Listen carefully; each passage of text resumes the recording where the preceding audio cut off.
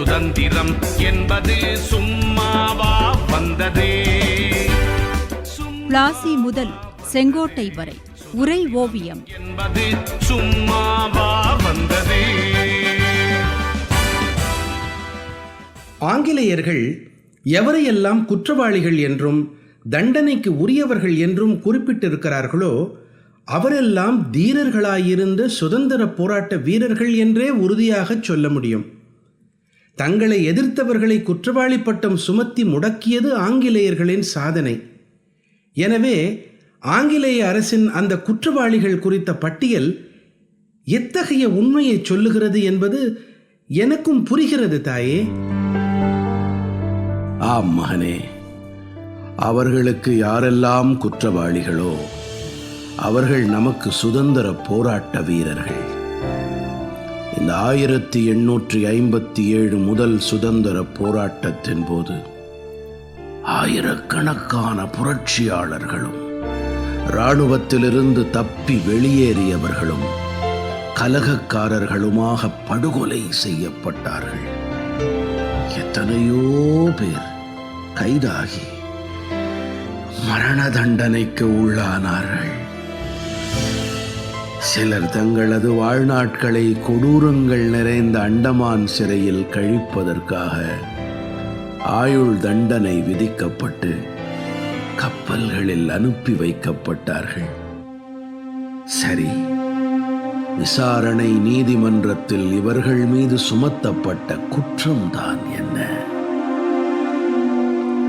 ஆளும் பிரிட்டிஷ் அரசுக்கு எதிராக மக்களை தூண்டிவிட்டும் மறைமுக கலகம் செய்தும் போராட்ட நடவடிக்கைகளில் ஈடுபட்டும் ராஜதுரோக நடவடிக்கையில் இறங்கியும் அரசுக்கு எதிராக போர் செய்தார்கள்.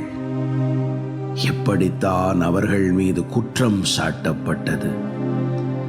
அதன் பின் அண்டமானுக்கு நாடு கடத்தப்பட்டவர்கள் மீண்டும் இந்திய மண்ணுக்கு திரும்ப இயலாதபடி நீதிமன்றத்தால் மிக நீண்ட கால தண்டனை விதிக்கப்பட்டு அண்டமானிலேயே தங்கள் மீதி நாட்களை கழிக்க உத்தரவு கொடுக்கப்பட்டது. 1857 புரட்சியின் போது பிரிட்டிஷ் கிழக்கிந்திய கம்பெனி மட்டும் மக்களின் தாக்குதலுக்கு இலக்காகவில்லை. அவர்களுடன் வியாபார ரீதியாகவும் நிலப்பறிப்பு அதிகாரத்திலும் போட்டியிட்ட போர்த்துகீசியர்களும் தான் பொதுமக்களின் தாக்குதலுக்கு இலக்கானார்கள். போர்த்துகீசியர்கள்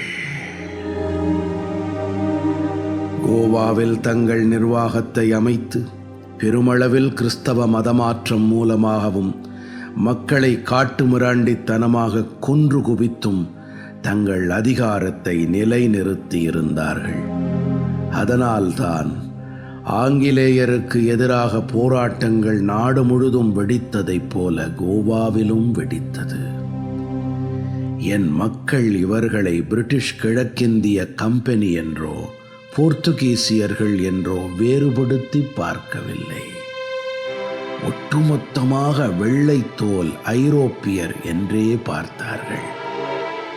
அதனால் நாடு முழுவதும் எழுந்த ஐரோப்பிய எதிர்ப்பு அலையில் கோவாவின் போர்த்துகீசியர்களும் பாண்டிச்சேரியின் பிரெஞ்சுக்காரர்களும் கூட மக்களின் கோபத்திலிருந்து தப்பவில்லை.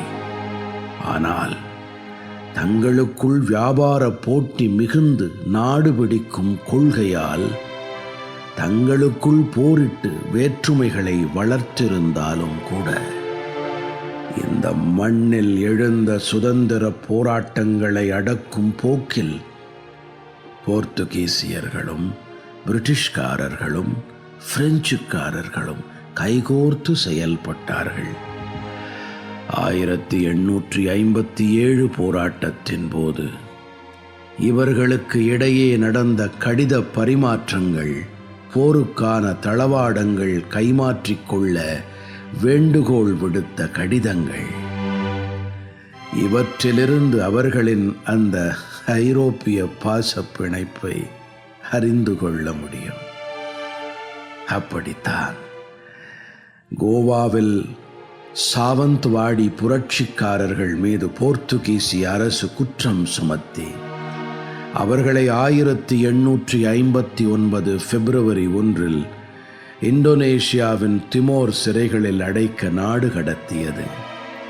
அவர்கள் பிரிட்டிஷ் போர்க்கப்பலான பிரின்ஸ் ஆர்தர் மூலமாக கொண்டு செல்லப்பட்டார்கள்.